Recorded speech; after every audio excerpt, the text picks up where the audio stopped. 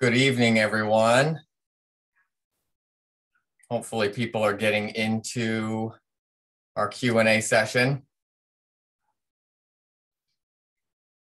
As a reminder, we are recording, so it will be available at a later time.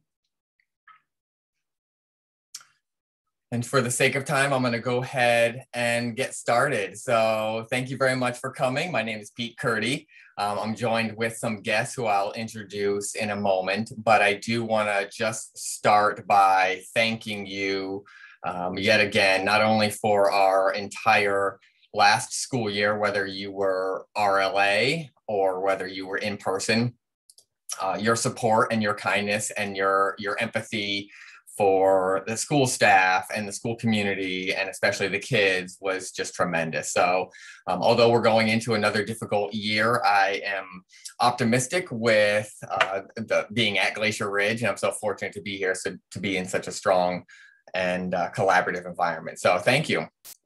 I'd also like to introduce a new face to you, or at least to many. It is Shana Matarkowski.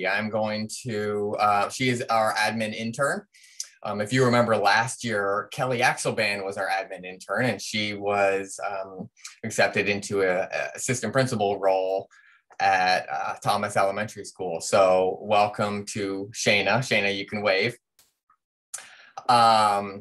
She was previously a third grade teacher here at Glacier Ridge, as well as Scottish Corners. And then prior to that, she was an intervention specialist, both in Dublin City Schools as well as Howard County over in Maryland. And then also we are fortunate to have Kim Atherton here with us. Kim Atherton has been our school nurse for a few years, and she most recently was the district lead nurse. And she comes with extensive knowledge, both with school nursing as well as nursing just in general. So we're fortunate to have her to be able to answer some questions as well this evening. I will dismiss her after 15 minutes or so, after we get through a little bit of her health portion. And then if you have questions for her, we'll address those questions. And those of you that don't know me, again, my name is Pete Curdy. It's my 9th year at Glacier Ridge. And again, I'm so fortunate to be here. I love Glacier Ridge because of the kindness in the community and the support that we have in general. Hopefully you can see our presentation. And I want to go through just a couple of our goals for this beginning of the school year. And you'll notice that many of them are the same from last year.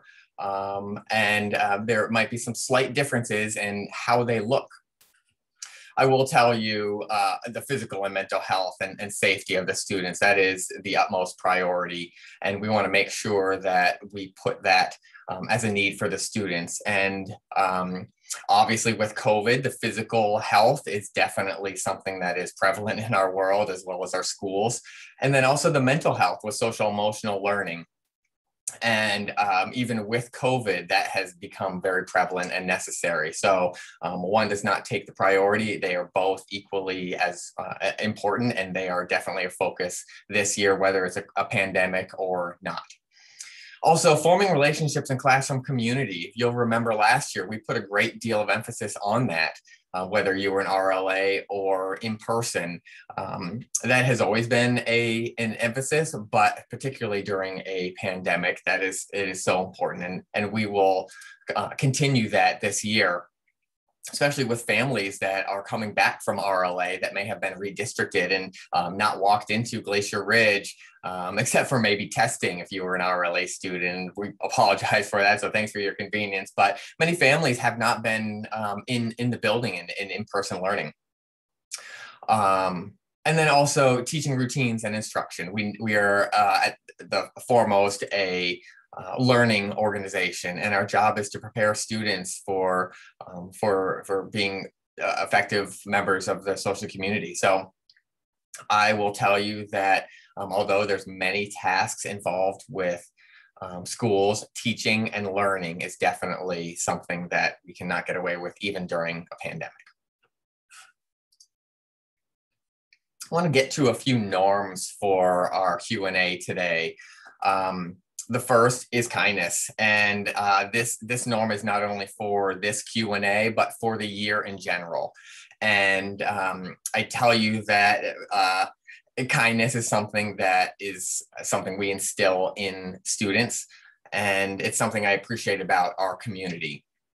So not only for this Q&A, for the people on the Q&A, but for this year, I want to make sure that we emphasize kindness. And that doesn't mean agreeing, and it doesn't mean not getting what you want or tolerating things. But you notice I coupled that with press pause. Something we talk about as a staff is when there is a lot of tension, or when there's passion. We often sometimes need to press pause and think through what our message is and how we communicate that message, so that way we can be heard, and then also so that we can listen to the person that is speaking. So pressing pause is definitely important, not only this year or during this Q&A, but during this year. Same thing with flexibility and patience. As much as I would have liked to begin this year with it being more of a traditional school year, we're back still in this pandemic, regardless of your viewpoints on it. It is something that we're still dealing with. So I thank you for your flexibility and patience, and the staff are still dealing with constant changes and last minute decisions. So thank you for that. This Q&A will be a forum for discussion, not necessarily a debate, because I'm not here to provide a forum for debate, but I want to arm you with information that we have currently, which is why we have Kim Atherton here. We'll talk through some of our procedures that we'll have in place, as well as the current status of information. So definitely we'll give you current information, but again, it could change. And then if you have questions, you're welcome to put that in the chat. Shayna Matarkowski will be the one monitoring the questions, and both Kim and I will be the ones to monitor and answer those questions the best that we can. And if there are questions that we didn't quite answer or didn't clarify well enough for you, you're welcome to email me. I'll put my email address in the chat as well. And again, we'll do our best we can to answer them. At this time, I'm going to turn it over to Kim Atherton, and she will go through the quarantine practices. And you may be familiar with what quarantine is, but she'll go through what the details are, what the CDC says, and what guidelines we will be using in order to go through quarantine. And then if you have questions for her related to health, you're welcome to put those in the chat, and we'll address those. In terms of mitigation strategies that we're doing at Glacier Ridge and procedures that we'll have at Glacier Ridge, I will get to those. So I know that we have not communicated procedures about lunch and what the classroom looks like. So we'll get to those. But if you have questions in general regarding the health and the pandemic, you can put those in the chat. So Kim, I'm going to turn it over to you. Thank you. I appreciate you guys having me here today. Just a touch base just briefly. You know, we've all kind of been through this process last year, and we've, you know, dealt with all of these different restrictions and everything that's been put on us. But one thing I want to talk about is just the difference between a modified quarantine and what we call a self-quarantine. And those are the two terms that we're using this year, and CDC following along with their guidelines. Franklin County Public Health and Ohio Department of Health. And it kind of trickles down. CDC tells ODH, ODH tells Franklin County, but ultimately Franklin County is the one who they have jurisdiction over our local area. So they make the final details and the fine tuning on what's dependent upon what's going on in our community. So with that being said, with the modified quarantine is, you know, our goal is to keep the kids in school. So what we're trying to do is make sure that we are maintaining as much social distance, wearing our masks, and then of course practicing other mitigation practices, hand washing, cleaning, and all of that fun stuff. And if we do that, and as it's set out by Franklin County and ODH, then we're able to do what we call a modified quarantine, which allows us to keep the kid's still in school, even if they've been exposed and they're not taking that long, anywhere from 7 to 14 day mini vacation, which, we don't want that. So if a student is exposed during the school day or on the school bus, if they meet the three, I'm sorry, actually, there's actually two parameters, and that is if they were wearing a mask and they fall within that 6 feet window, and they were in the school class, on the school transportation, then they could be placed in a modified quarantine, which basically says they can continue to come to school every single day. As long as they have no symptoms, they can come to school every single day. We want them to continue to wear masks, and they can continue on with extracurricular activities and their sporting events.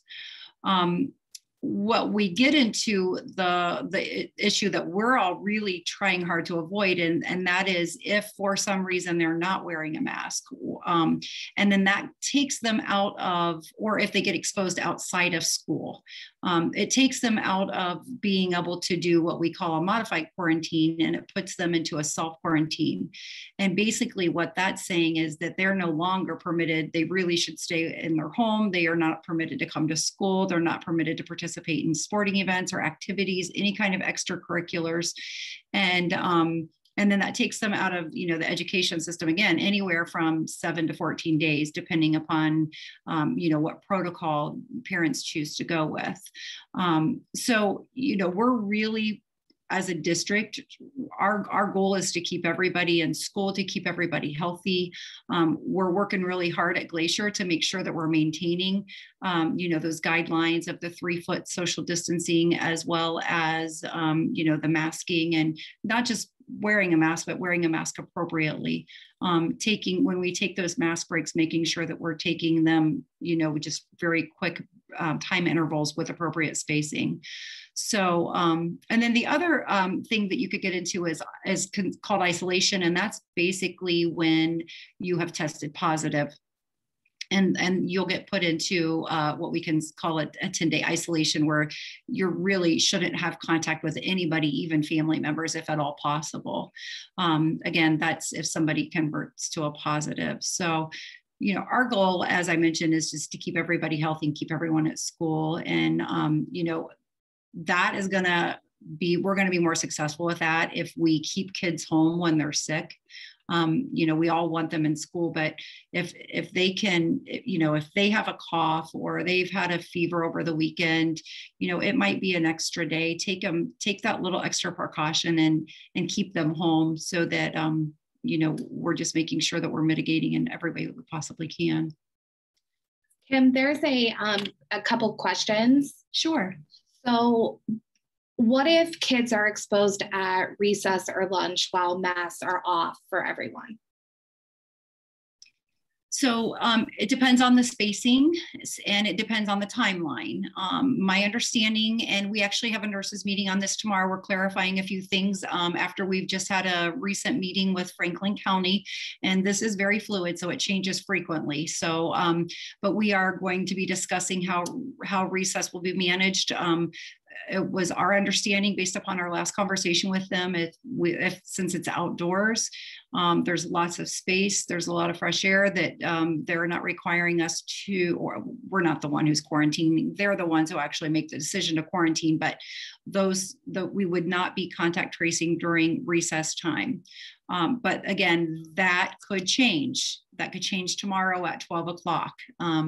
So as of right now, that's where it stands. And in regards to lunch, I think, I don't know if you want to touch on this, the practices that we're putting in place to help limit that exposure. I'll let you go ahead and touch on that, and then I can, jump in and fill out any more details.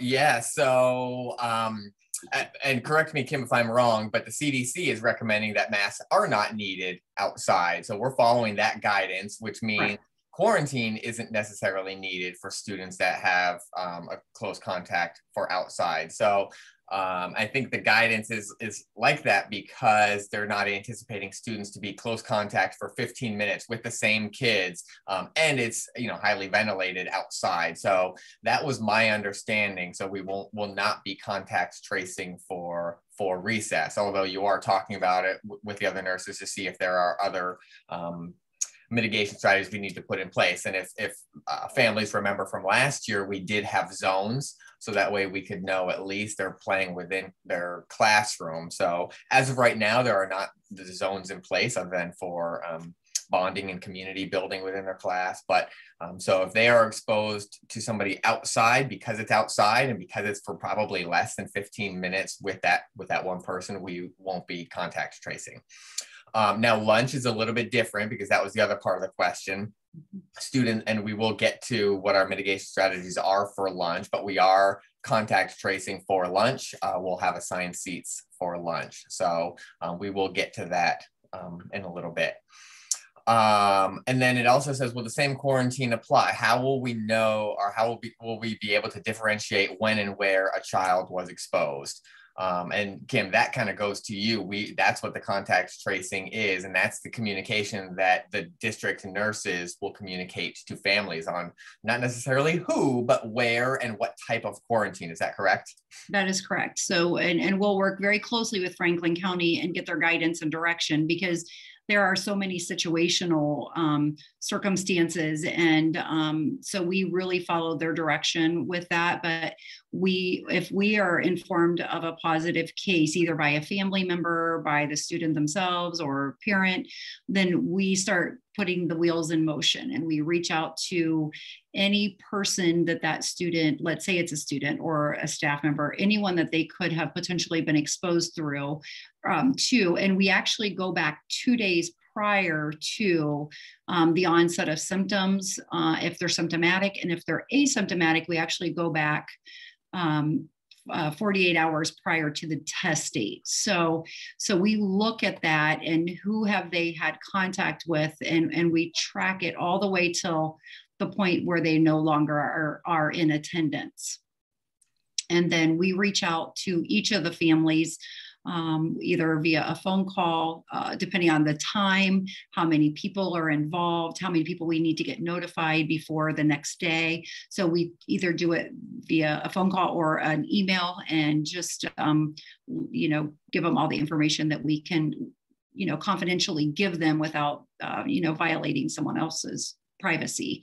So, and then we will inform them on, typically we will give them what their return date is, barring that no symptoms arise, and we'll cover all of those pieces of it. And I don't have the data in front of me, but in terms of exposure for testing positive at school last year, we had very few, if any, at Glacier Ridge. And it's because what we do is we follow the physical distancing and mitigation strategy. So, and don't get me wrong, we had students test positive, but not testing positive as a result of a close contact at school. So that means if we physically distanced students and they were wearing a mask, as they were last year, the close contact did not occur necessarily at school. Now, keep in mind, the close contact is technically 6 feet, and we're 3 feet. So there was the modified quarantine, which was put into place by the CDC. But in terms of testing positive from another student at Glacier Ridge, we had 0 cases. Kim, there's another question about busing. I will answer that students will wear masks on the bus, and they will also have assigned seats. But the question is, they will likely not be physically distanced on the bus. Is that correct? Yeah, that's correct. And there may be a couple buses that we're able to do that in throughout the district, but that is an area that we, do not have the availability to do that social distancing. The 3 feet.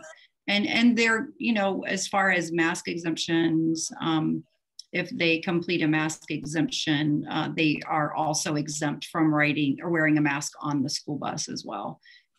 Yep.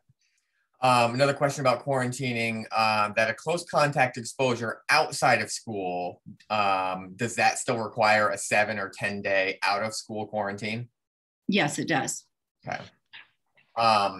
So again, that's why it is, following the masking and physical distancing procedures at school does help, because if the close contact is at school and the students were, and if your child was wearing a mask, then they will not have to quarantine from school or extracurricular. So I'm not telling you or advocating for masks or against masks, but I am telling you students that are wearing a mask will not have to quarantine out of school, unless they, I guess, show symptoms. Any other questions for Kim Atherton before we get to school mitigation procedures, where we talk about lunch and a little bit of recess and masking? Or anything that, any last talking points that you want to add, Kim? No, I don't think so. I just, you know, I'm very approachable. If you have any questions on, you know, just understanding this a little bit, you can send me an email as well. If you have any questions on whether your student should be coming to school based upon, you know, a sibling being ill, because, you know, we do know that this Delta variant is extremely contagious. So, and it's much more contagious than what we've seen in the past. And I think we're starting to see even the effects of it, you know, here more locally. So if there's any doubt, you know, if mom or dad are sick and you're debating on whether to send, you know, students to school, it's best to get you guys tested if it's a COVID symptom before you send them to school, so that we're not having, you know, big, huge quarantines going on, or exposures, or even passing the virus around.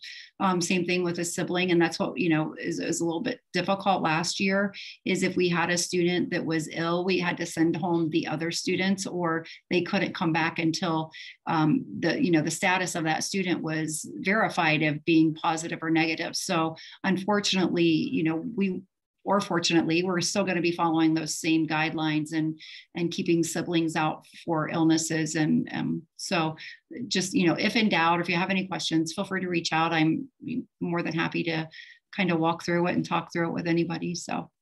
And as a parent of children myself in school, I know how inconvenient it is to have students quarantined. So keep in mind, families, we do have the take-home quarantine or a COVID testing kits. Still not ideal, but that does allow you to do the test at home and then do a telehealth consult with a doctor. And that way we can get the kids back in school with a negative test as quickly as possible. Kim, the last thing I'll ask of you, I have not gone over my lunch procedures, but I just want to walk through them with you, just so that way you can kind of confirm our procedures and safety, because that's probably the most risky point of the day, especially even recess, which has masks off, they're outside. During lunch, obviously, students need to have masks off in order to eat. And in order to get all of our students through lunch, they will be 3 feet away. That is the recommended guidance, but that is with a mask. So our procedure right now is students will have their mask, they'll pull it down to take a bite and then put it back up. Because quarantine is with a mask for 15 minutes cumulatively in a 24-hour period. And then if they're pulling it down and not having a mask on, that does negate it a little bit. But our hopes are that way they have the mask up as much as possible during lunch, which will designate not being a close contact for a quarantine. Is that correct? Sorry, yes, that's correct. Okay, so that's the riskiest time, and we will have spacing, and I'll talk about that a little bit, but we're hoping that will negate the need for quarantine.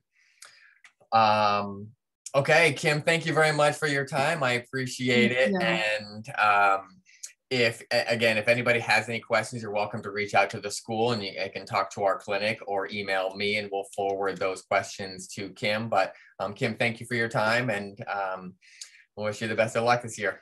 All right, thank you. Have a good evening. We do have a couple questions which I will get to because they are not applicable to the presentation, or I don't have them in the presentation. One of them is, if parents change their mind and wanted to go to remote learning, is there still an option for this? As of now, there is not.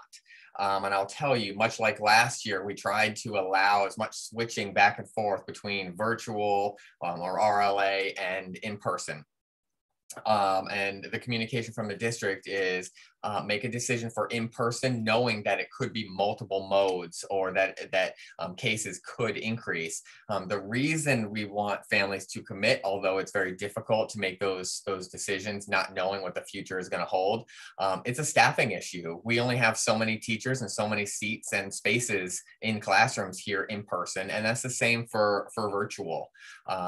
So we could fill up classrooms virtually, and it seems like we could add just students virtually, because you don't need a physical seat, but teachers do have a cap and can only teach so many students even virtually. So I recognize that it is definitely scary for parents, especially not knowing what the health status could be, but at this point they are not allowing families to switch back and forth. I will tell you that they are going to allow that at the semester point. So if families want to switch at that semester, they will open it back up. But as of right now, switching is closed. School bus with mixed with all grades or in different grades, they will be mixed with all grades because the busing will be routed at per usual, picking up neighborhoods. I think the rationale behind that is, if we did all grades, then the kids sitting on the bus would be there for a significant amount of time while they're picking up all first graders from around our attendance area.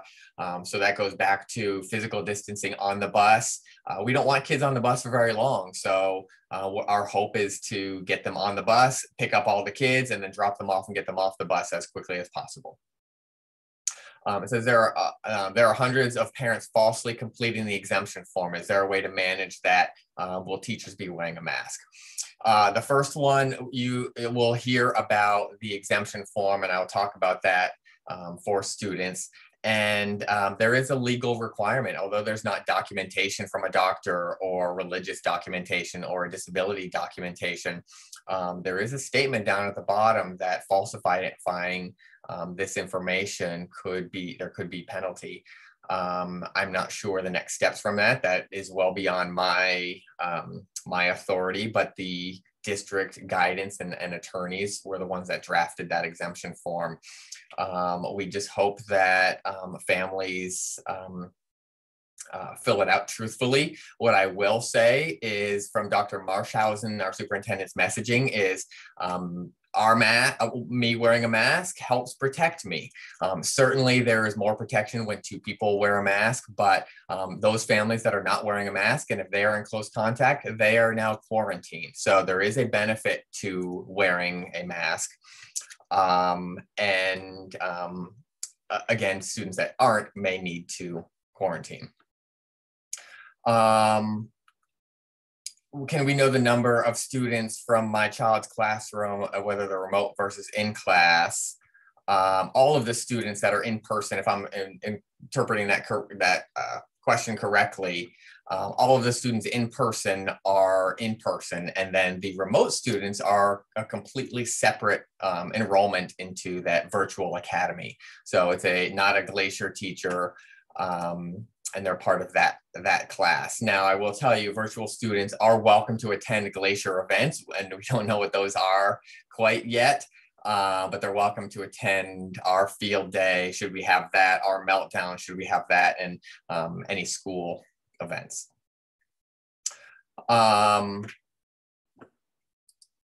I'm going to kind of dig into our presentation, because I think some of them will dig into, or will be answered in our presentation. I'll have Shayna go through the questions and filter through, and we'll make sure that we answer those should we not get to them in the presentation.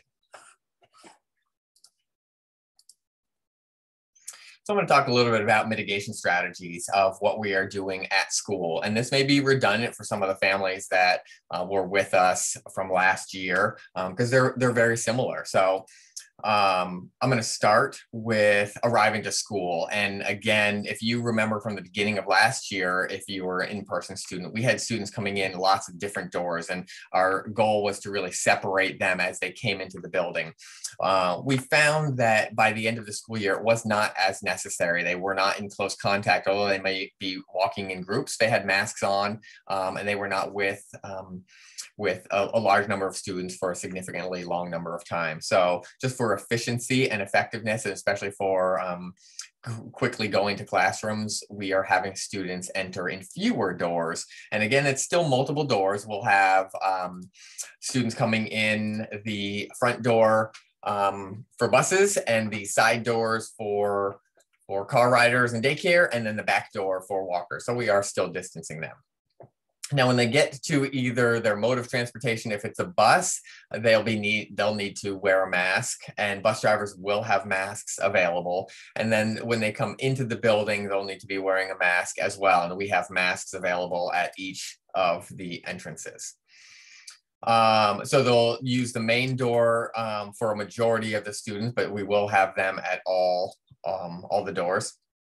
And last year, if you remember, we had directional hallways, and we tried to space out students in the hallway. What we found was it probably wasn't necessary. It disrupted the flow of just moving about into around the building, and was less efficient, especially if the bathroom was the opposite way of the directional arrow. So we did remove those, and we just will encourage students to physically distance, and we will He's handful. Send a few of them to the restrooms on our own.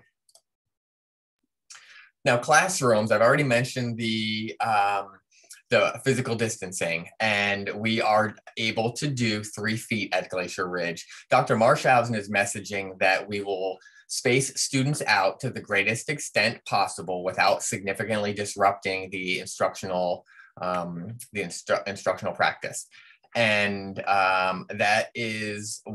he is saying that rather than a 3 feet or 6 feet, because some schools can't physically distance 3 feet. Our staff has done a really nice job updating the furniture, getting furniture out, and spacing out furniture so that we can maintain that 3 feet, because we want to do everything we can to make sure that we don't quarantine students. So the sacrifice of having a flexible seating or lots of things in the classroom is definitely sacrificed, so that way we can keep kids in school and physically distance by 3 feet.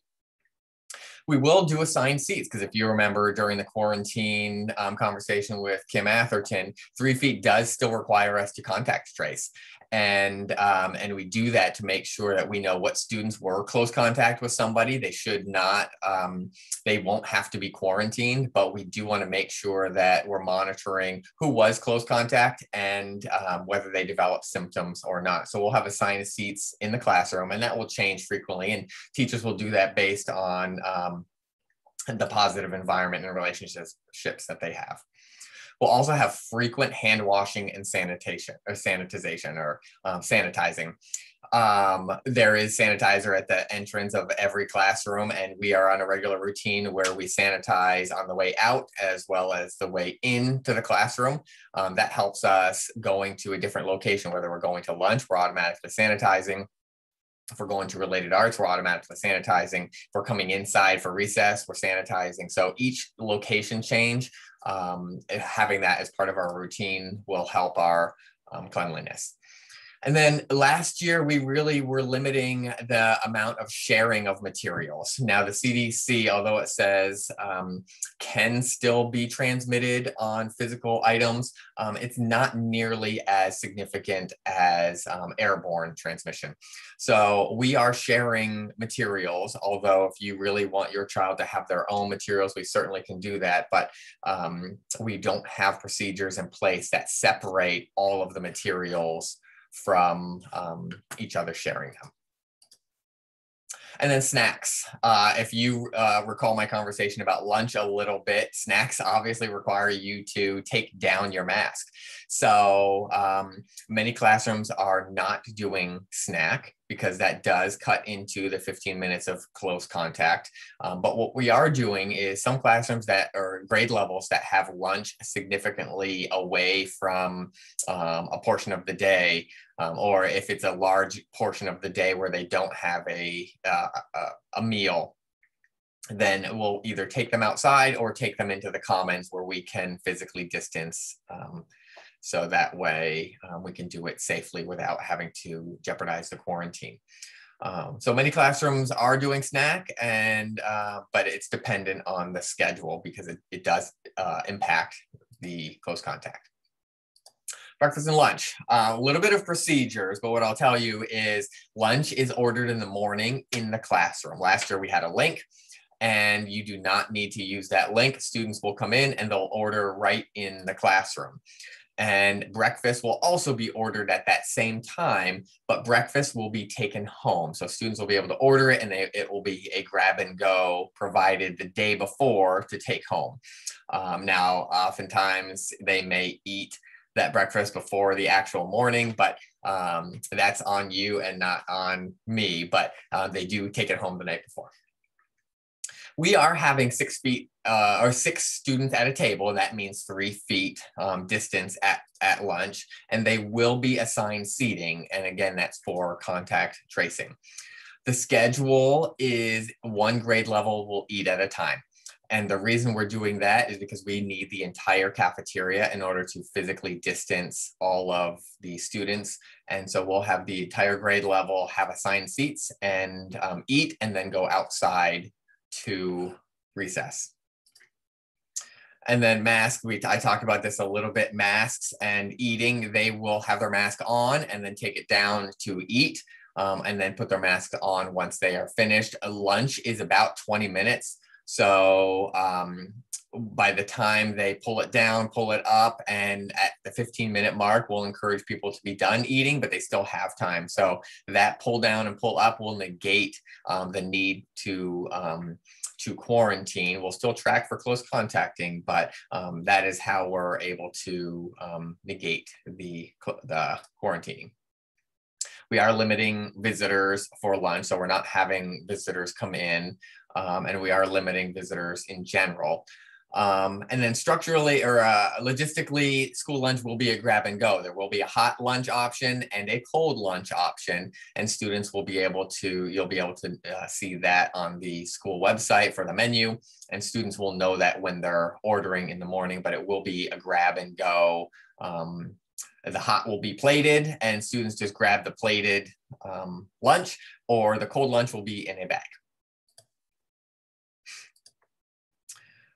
What can parents do? My suggestion to you is it probably will be a little bit unique of an experience pulling down the mask and taking a bite and then pulling it back up. I know that is a huge inconvenience.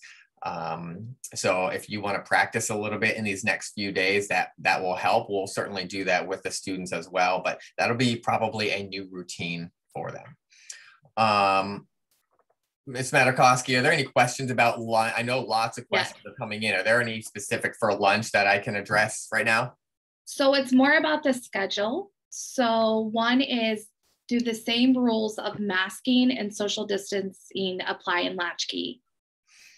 Yes, and if you remember, we are following the guidance from the health departments. So the masking is a recommendation. It's not a mandate, but it's a recommendation from the health department. So they are following everything that Dublin City Schools is following. And then same thing with social distancing, because if students are close contact in Latchkey, students will still have to quarantine. It would be a modified quarantine, but if Latchkey follows the 3 feet rule with masks, then same rules apply. I'm not sure if the mask exemption form is the policy that Latchkey is using. That's Dublin City Schools, and Latchkey is a completely separate entity. So that'll be a question for Latchkey. If you are a family that is going to do the mask exemption, it might be a different procedure. Any other questions that you can see? Yeah, and then there is one I'm going to wait for, but the other one is about the materials. Should they bring them all all the items the first day and just leave them in the classroom? Yeah, so if you are a family that purchased school supplies through the school kids' school supplies, the materials and supplies are already in the classroom. If you went out and purchased them because you're a new family that enrolled, you can just have them brought on that first day. It is a lot of items, so if they don't fit in the backpack, don't stress about it. We will ease into it those first few days. So I'd rather not have you stress out about fitting everything and having it be there on the first day. It can be brought in installments. Okay, I'm going to keep going and we'll make sure we get the questions. Recess, I did talk about this a little bit. Masks can be off, and that is based on the guidance from the CDC, which trickles down to Franklin County Department of Health. So students can have their masks off. And that's a nice mask break for the kids, especially when there is definitely some heat and humidity outside. And that goes also for classrooms that want to take a mask break. They're welcome to go outside and take masks off and play outside at recess. And that's a procedure we did last year as well. Last year, you'll remember we had recess zones, and that was for close contact, and that's not needed. But I will tell you one positive thing that came out of that was we noticed that kids were developing such a close bond as a classroom community, and they would play with kids in their class that they wouldn't typically play with because they would just gravitate towards their friends, which might be in other classrooms. So I will tell you that we are going to have recess locations. I'm getting away from calling them zones, but recess locations so that we can encourage that for the first week or so. And then we'll have that on a regular ongoing basis once every week or so where they play just with their class. So it definitely helped build a classroom community, which is why we kept that portion in place. And but however, team sports are still allowed. I know that we tried to restrict tag and team sports last year a little bit, but they are allowed outside of recess. And then some things that you can do as a parent, mask storage plan. I can only imagine that masks will be blowing like tumbleweeds around the playground. So if you will talk to your children about what to do with their mask, or if they don't have pockets, the Curdy kids, I'm anticipating, especially my fourth grader, I'll probably have her put it in her pocket. And if she doesn't have pockets, probably keep it down by her chin. And that way it's still around her ears, but still on her face, so she can still keep track of it. But I know that they will certainly stress if they lose their mask, but we'll have masks at each entrance location. And then making new friends. I mentioned that we're going to encourage them to play just with their class. And my hope is that that's not going to be a detriment or a downfall or a disappointment for them. I hope that they'll take that as an opportunity to play with different people. So encourage that and ask them on those days, especially those first couple of weeks, who they met and who they played with, and see if they could play with different people. Visitors and volunteers. Last year, visitors were not allowed in the building. And so we are changing that a little bit, and visitors are limited. What I don't know is what that means. What are the semantics of limited? So the district is still working through that, whether we have parties and visitors in, or whether they're going to be working with students. The likelihood is not, but we're not sure. But we're not saying that visitors are restricted this year, but they are certainly limited. But again, full disclosure, I don't know what the logistics or what that looks like. But I will say, dropping off and picking up students, last year we had a QR code in the vestibule, rather than having families and have it be a revolving door of families in and out in the office, which we love because we can certainly socialize and get to know you better. We will have the QR code for signing in and out of the students in and out of the building. So that will be in the vestibule, and we'll have you wait out there as we did last year. Mask information, much of this we've covered already, but it is required for pre-K through 8 students. There is the mask exemption form, and that is on the district website. There are 3 reasons for needing a mask exemption. One is for religious reasons. One is for having a disability or handicap, and then the other is for significant health reasons. So those are the three reasons, and what you can do is fill that form out, and that information goes to our clinic and nurse, and we will review that information. Okay, Pete, there is one question about that. Yep. So is there a time frame in which the mask exemption form needs to be submitted? For example, if your child starts in school in a mask but displays signs of mental health distress from wearing a mask all day, can you submit the exemption at a later time in the school year? Yes, the answer is yes to that. There is not a deadline to begin the mask exemption form or to complete it in order for the school year. So if there is, mental health distress, then yes, you can do that. Staff masking. What I will tell you is the messaging and communication from Dr. Marshausen with staff. Staff are highly encouraged to wear masks.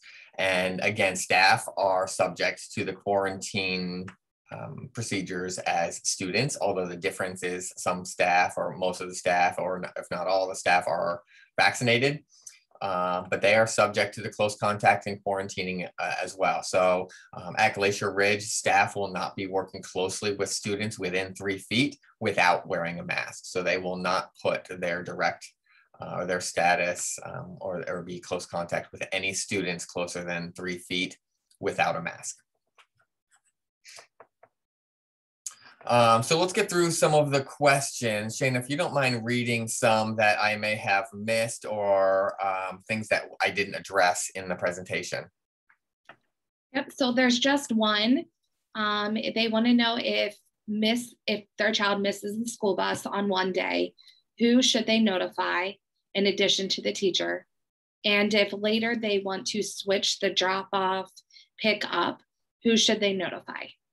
Yeah, that a little bit different of a question than health, which is okay. If you go to the Glacier Ridge website, there's abundant resources on there for frequently asked questions and transportation and our arrival and dismissal drop-off procedures. So that's a very helpful location, as well as that back to school letter that I sent a few weeks ago. But if they miss the bus, they can call the school. I'm not sure that we'll be able to send the bus back because they need to often go to their next location, but they can call the school and then we can see what we can do with transportation. If you need to change the transportation mode for either arrival or dismissal, really arrival, you can just send the students as you would like them to. We don't need to know that information, but dismissal is most important. So if you will email the office, as well as the classroom teacher. And again, there is a link on our Glacier Ridge website that says attendance or notify the office. You can use that email link to notify the office. It's almost more important to notify the office than it is the classroom teacher, because the office will get it and let the classroom teacher know. Classroom teachers are not checking their email abundantly throughout the day, so they may miss an email that you want them to go home a different way, and then we'll send them home the traditional way. So it's always best to email the office. Okay, and it looks like we have, one more. How many mass exemption forms did GRE receive so far? That I don't have the information for. It goes directly to the clinic. So the mask form just came out Friday, and I don't have that information. I know another portion or a frequently asked question that might come with that is, will we be notified of other students that are not wearing a mask? As of right now, Dr. Marshausen said, no, families won't be notified of who's wearing a mask or not wearing a mask. But what I will tell you is if your student is near another student that's not wearing a mask, then they still will not be quarantined. As long as your child is wearing a mask, they are wearing the mask to protect themselves, and they will not be quarantined. I do recognize that a lot of RLA families that are coming back, the students are very stressed about it, and they're very nervous and anxious. So what I encourage students to do or families, is reach out to the teacher. And I would really encourage students to do it so that they can practice self-advocating and communicating for what their needs and feelings are. But I also acknowledge that during a time of stress and anxiety that the teacher may need to do it as well. So at this point, there's another question about visitors. When they are coming to the school, are they encouraged to wear masks in the pre-K 8 setting as well? At this point, that is still unknown. The visitor practices that we are going to put in place have not been determined yet. I would highly, or I would believe that visitors would be masked. But that is still left to be unknown. So that way we can put the similar or same practice around all the schools within Dublin City Schools. So I don't have the answer to that question, but I can think that it's going to be consistent across the district. Any other questions that I'm missing, Jana? No, that looks like that is all of them. I would just like, again, to thank everybody. This presentation, should you want to see it again, will be available. We'll send it out in our newsletter at the end of the week this week. And again, I want to thank everybody for your kindness and empathy and support. Because I am truly grateful that we can have kids in school. And that is what makes it so rewarding for myself as well as the teachers, and being able to work in person. I know that my wife is still working from home and many other families are still working from home. So to be able to see the kids and interact with the kids and have them in some capacity, even though it's not ideal, I'm very grateful for. So again, thank you, everybody. I appreciate your time. And thank you for your empathy, kindness, and support. Have a great night.